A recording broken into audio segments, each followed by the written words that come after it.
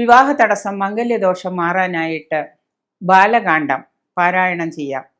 നമ്മൾ കർക്കിടക മാസത്തിലാണ് രാമായണം പാരായണം എല്ലാവരും ചെയ്യാറുള്ളത്. കർക്കിടക മാസം കഴിഞ്ഞാൽ രാമായണം അടച്ചുപൂട്ടി വെക്കും. പിന്നെ ഇനി അടുത്ത കൊല്ലാണ് പൊടി തട്ടിയെടുക്കാം. രാമായണം നമ്മൾ നിരന്തരം പാരായണം ചെയ്യുന്നു. ഓരോ കാണ്ഡങ്ങളും നമ്മുടെ ആഗ്രഹ സാഫല്യത്തിന് നമ്മൾ പാരായണം ചെയ്യുന്നു എന്ന് വിചാരിച്ചിട്ട് തെറ്റൊന്നുമില്ല. കർക്കിടകത്തിൽ മാത്രമേ രാമായണം വായിക്കാൻ പാടുള്ളൂ എന്നൊന്നും പറയുന്നില്ല ആരും. അങ്ങനെയൊന്നും ആരും നമ്മളോട് പറഞ്ഞിട്ടില്ല. പക്ഷെ കർക്കിടകത്തിൽ നമ്മൾ ഐശ്വര്യപൂർണ്ണമായിട്ട് എല്ലാവരും ആ ഒരു മാസക്കാലം മത്സ്യമാംസമൊക്കെ വർജിച്ച്, പിന്നെ ഇപ്പം എന്താ പ്രശ്നം എന്ന് വെച്ച് കഴിഞ്ഞാൽ ആളുകൾക്ക് ഭക്ഷണങ്ങളും വ്രതങ്ങളും ഈ ഭക്ഷണത്തിലുള്ള സ്വാത്വികതയൊന്നും നിരന്തരമായിട്ട് പാലിക്കാൻ പറ്റാതെ വരുന്നത് കൊണ്ടാണ് ഇങ്ങനെയുള്ള ശിഷ്ടങ്ങളും വിധികളും ഒക്കെ എല്ലാവരും സ്വയമേ അങ്ങ് മാറ്റി വയ്ക്കുന്നത്. സാധിക്കും എന്നുള്ളവർക്ക്, ഇപ്പം മക്കളുടെ വിവാഹം കഴിയാത്തവർക്ക്, വിവാഹം കഴിയാൻ താമസവും തടസ്സവും ഒക്കെ ഉള്ളവർക്ക് നിരന്തരമായിട്ട് ബാലകാണ്ഡം പാരായണം ചെയ്യാം. പിന്നെ അതുപോലെ തന്നെ രുക്മിണി സ്വയംവരം, നമുക്ക് നിരന്തരമായിട്ട് രുക്മിണി സ്വയംവരം 21 ദിവസവും 41 ദിവസമൊക്കെ പാരായണം ചെയ്തു കഴിഞ്ഞാൽ മക്കളുടെ സന്താനങ്ങളുടെ വിവാഹമൊക്കെ തടസ്സം കൂടാതെ നടക്കും. ദോഷങ്ങൾ എന്തെങ്കിലും ഉണ്ടെങ്കിൽ ജാതകം പരിശോധിച്ച് അതിന് ചെറിയ പരിഹാരങ്ങളൊക്കെ ചെയ്തതിന് ശേഷം ഇത് ചെയ്താലും അത് നടക്കും. അപ്പോൾ രാമായണത്തിലെ ബാലകാണ്ഡം നിത്യവും പാരായണം ചെയ്യുന്നത് കൊണ്ട് സന്താനങ്ങളുടെ സന്തതികളുടെ മംഗല്യദോഷം മാറി. ഇനി സ്വന്തം മംഗല്യദോഷമാണ് മാറണ്ടെങ്കിൽ പോലും നമ്മൾ മനസ്സ് വെച്ച് നിത്യവും ബാലകാണ്ഡം പാരായണം ചെയ്യാം.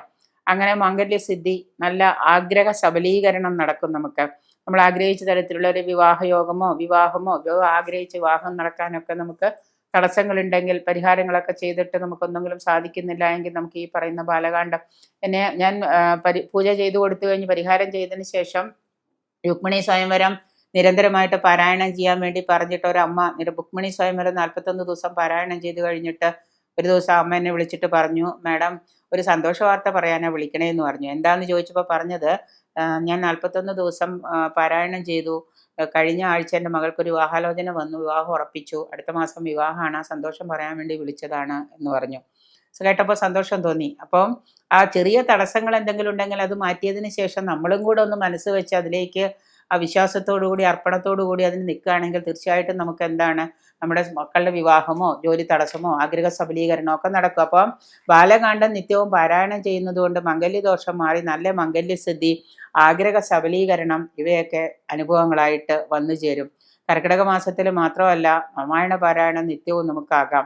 ഐശ്വര്യം, ശത്രുജയം, ഒരു 2 തിരി കിഴക്കോട്ടും പടിഞ്ഞാറോട്ടും 2 തിരി അല്ലെങ്കിൽ 5 തിരിയൊക്കെ ഇട്ട നിലവിളക്കിന് മുൻപിൽ ഇരുന്ന് വേണം പാരായണം ചെയ്യാൻ എന്നേ ഉള്ളൂ. അത് എല്ലാ ദിവസവും സന്ധ്യാസമയത്തിന് മുൻപോ രാവിലെയോ ഒക്കെ പാരായണം ചെയ്താൽ വളരെ നന്നായിരിക്കും.